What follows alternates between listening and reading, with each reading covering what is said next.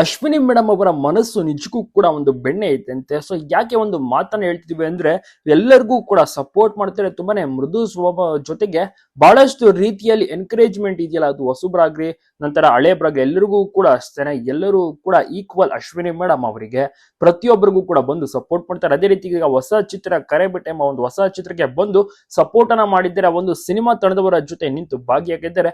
ನಾನು ನಿಮ್ಮ ಒಂದು ಜೊತೆಗೆ ಇರುವೆ, ಆದಷ್ಟು ಬೇಗ ಒಂದು ಒಳ್ಳೆ ಯಶಸ್ಸು ಸಿಗ್ಲಿ, ನಿಮ್ಗೂ ಕೂಡ ಒಂದು ಒಳ್ಳೆ ಚಿತ್ರ ಕೂಡ ಸಕ್ಸಸ್ ಕಾಣಲಿ ಅಂತ ಕೂಡ ವಿಶ್ ಮಾಡಿದ್ದಾರೆ. ಅಶ್ವಿನಿ ಮೇಡಮ್ ಕೂಡ ಎಷ್ಟು ಸಿಂಪಲ್ ಆಗಿ ಬಂದಿದ್ದಾರೆ ನೋಡಿ, ಅದ್ಭುತವಾದಂತಹ ಸಿಂಪಲ್ ಸೀರೆ, ಯಾವುದೇ ರೀತಿಯ ಒಂದು ಆಡಂಬರ ಇಲ್ಲ, ಯಾವುದೇ ರೀತಿಯ ಒಂದು ಆಭರಣ ಇಲ್ಲ. ತುಂಬಾನೇ ಅಂದ್ರೆ ತುಂಬಾನೇ ಸಿಂಪಲ್ ಆಗಿ ಅಶ್ವಿನಿ ಮೇಡಮ್ ಬಂದು ಒಂದು ಸಿನಿಮಾ ತಂಡದವರಿಗೆ ಶುಭಾಶಯಗಳನ್ನ ತಿಳಿಸಿ ಅವರ ಒಂದು ಸಂತೋಷದಲ್ಲಿ ಭಾಗಿಯಾಗಿದ್ದಾರೆ, ಅವರ ಜೊತೆ ಕೂತಿದ್ದಾರೆ, ಸಮಯ ಕಳೆದಿದ್ದಾರೆ.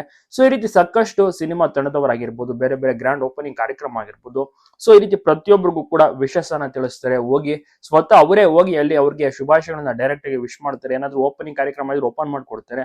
ಸೊ ಈ ರೀತಿ ಒಂದು ಖುಷಿಯಲ್ಲಿ ಸಂತೋಷದಲ್ಲಿ ಭಾಗಿಯಾಗ್ತಾರೆ. ನಿಜಕ್ಕೂ ಕೂಡ ಅಶ್ವಿನಿ ಮೇಡಮ್ ಅವರ ಒಂದು ಮನಸ್ಸು ಬೆಣ್ಣೆ ಇದಂತೆ. ನೀವೇನಂತೀರಾ ತಪ್ಪದೆ ಕಮೆಂಟ್ ಮಾಡಿ ತಿಳಿಸಿ.